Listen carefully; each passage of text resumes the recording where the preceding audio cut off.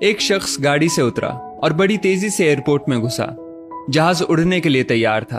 उसे किसी कॉन्फ्रेंस में पहुंचना था जो खास उसी के लिए आयोजित की जा रही थी। वो अपनी सीट पर बैठा और जहाज उड़ गया। अभी जहाज कुछ दूर ही उड़ा था कि कैप्टन ने ऐलान किया, तूफानी बारिश और बिजली की वजह से जहाज का रेडियो सिस्टम ठीक से काम नहीं कर रहा, इसलिए हम करीबी एयरपोर्ट पर उतरने के लिए मजबूर हैं। जहाज लैंड होते ही अब वो शख्स बाहर निकला और कैप्टन से शिकायत करने लगा कि उसका एक एक मिनट कीमती है और होने वाली कॉन्फ्रेंस में उसका पहुंचना बहुत जरूरी है। पास खड़े दूसरे मुसाफिर ने उसे पहचान लिया और बोला, डॉक्टर पटनायक, आप जहां पहुंचना चाहते हैं टैक्सी द्वारा यहां से केवल 3 घंटों में पहुंच सकते हैं। डॉक्टर ने उस शख्स का शुक्रिया अदा किया और टैक्सी लेकर निकल पड़ा। लेकिन ये क्या, आंधी तूफान और मूसलाधार बारिश ने गाड़ी का चलना मुश्किल कर दिया। फिर भी ड्राइवर गाड़ी चलाता रहा।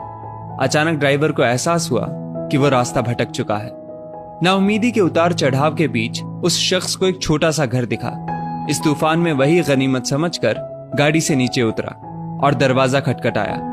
आवाज आई, जो कोई भी है अंदर आ जाए, दरवाजा खुला है।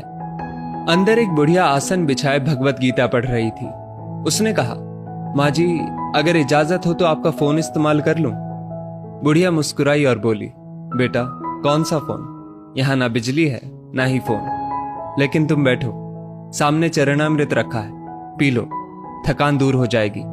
और खाने के लिए भी कुछ ना कुछ फल मिल जाएगा, खा लो ताकि आगे सफर के लिए कुछ शक्ति आ जाए। डॉक्टर ने शुक्रिया अदा किया और चरणामृत पीने लगा।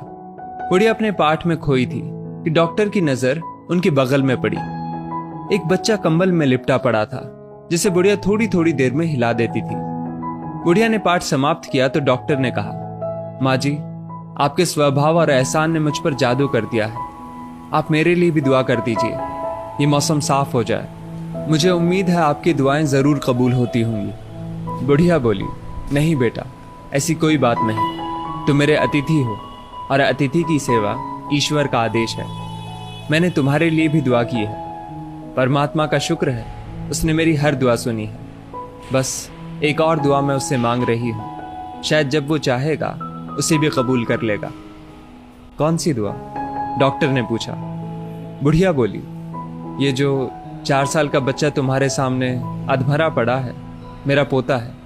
ना इसकी माँ जिंदा है ना ही बाप। इस बुढ़ापे में इसकी जिम्मेदारी मुझ पर है। डॉक्टर कहते हैं इसे कोई खतरनाक रोग है जिसका वो इलाज नहीं कर सकते।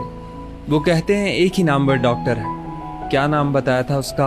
हाँ, याद आया, डॉक्टर पटनायक। वो इसका ऑपरेशन कर सकता है। लेकिन मैं बुढ़िया कहाँ उस डॉक्टर तक पहुँच सकती हूँ? बच्चे को लेकर जाऊं भी तो पता नहीं वो देखने के लिए राजी भी हो या नहीं। बस अब बंसी वाले से यही मांग रही थी कि वो मेरी मुश्किल आसान कर दे।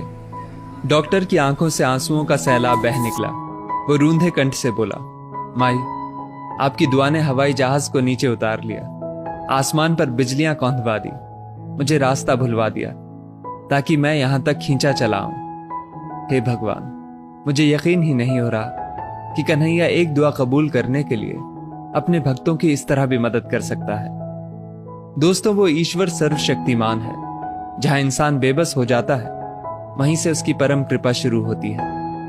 यदि इस वीडियो ने आपका दिल छू लिया हो तो इसे लाइक शेयर अवश्य करें और ऐसी ही बेहतरीन वीडियोस के लिए हमारा पेज जरूर फॉलो कर लें। धन्यवाद।